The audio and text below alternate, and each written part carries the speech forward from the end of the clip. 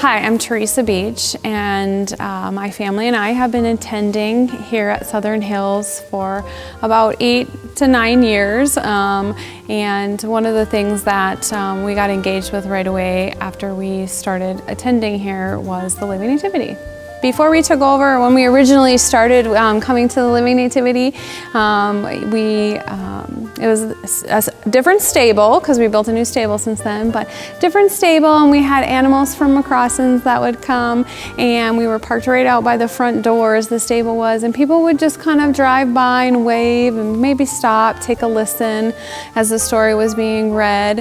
And as it's progressed, we've gotten different animals, and we added camels, and then once we added camels, people wanted to get out of their cars and start coming and checking them out, because you don't see camels very often. So as that has grown and the animals change, then we realized people would like to come in and maybe have some hot chocolate and visit and stay a while and have a goodie or two or 8.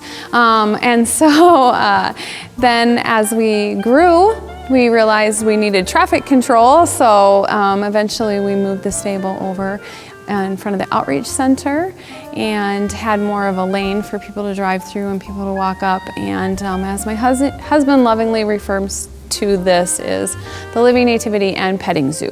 And that has morphed and grown in incredible ways, even since we departed here. It's a lot different now than it was then, but now talking about wrangling animals, camels and oxen and donkeys and sheep and cattle and whatever. I mean, there are lots of animals here. Since I was a veterinarian, I kind of always got put in charge of the animals, and for a long time we went to McCrossins and got their animals, and Steve and I would always go get them and take them back, and then I kind of got charged with taking care of them while they were here. Well, then after their old donkey that we used to get all the time died one time, not here, thank goodness, but so they were kind of down on animals. So at any rate, we had some sheep, and I don't remember where they were from, but Wayne Abels went to get them out of the trailer and didn't have a harness on or a rope or whatever, and the sheep took off.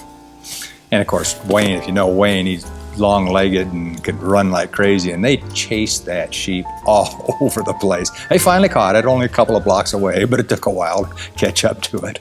The animals that we have at the Living Nativity now come from a family up by Brookings, South Dakota. The town is actually called Sinai, South Dakota. And that family has been generous too. They provide camels and all the animals for our Living Nativity and many other Living Nativities across the state. And they're just so generous to do that, and then they stay and help us with the animals as well. So we have a lot of cookies that we serve in those 2 nights. The cookies are pretty much all donations. We do bake some sugar cookies, and we bring them in for the youth to decorate, and that's always a fun event, and then there's sugar and sparkles flying everywhere. I know we order 2 cases just from Chris from school to bake, and I believe that is 48 dozen.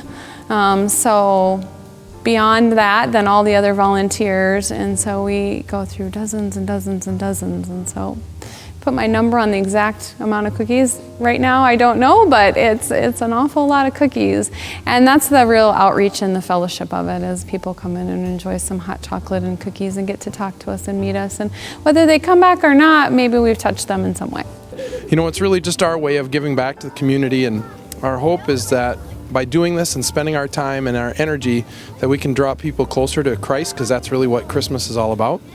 And I tell you, it's really worthwhile seeing people's spirits lifted. We just had someone share with us that he's so grateful that we do this, because it helps remind him of what Christmas is all about. And I think that's our heart, and that's what we want when we're here.